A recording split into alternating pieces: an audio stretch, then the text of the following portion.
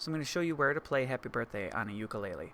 This ukulele is tuned to a standard G, C, E, A. Okay, it's a soprano ukulele. So we're going to start in C. The first key we're going to do it in is in C, and that's just our third finger here. On the third fret of the first string we go, happy birthday to you. And I just switched to the chord here. The second chord is a G. With your first finger on the second fret of the third string from the bottom, your second finger on the second fret of the first string, and your third finger on the third fret of the second string. Happy birthday to you. Back to C.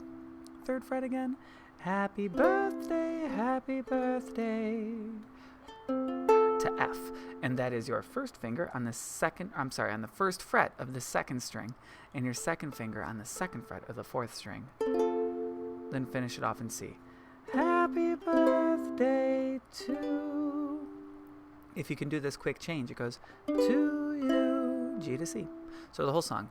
Happy birthday to you. Happy birthday to you. Happy birthday, happy birthday, happy birthday to you. Okay? That's in C.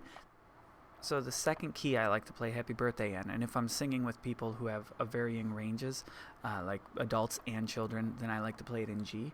G is that chord I showed you before with your first finger on the second fret of the third string, your second finger on the second fret of the first string, and your third finger on the third fret of the second string. So you go, happy birthday to you. That's a D7 chord.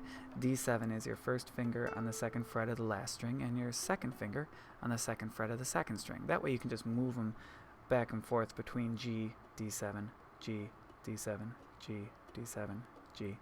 Happy birthday to you. Happy birthday to you. Happy birthday to that C chord. Remember just the third fret?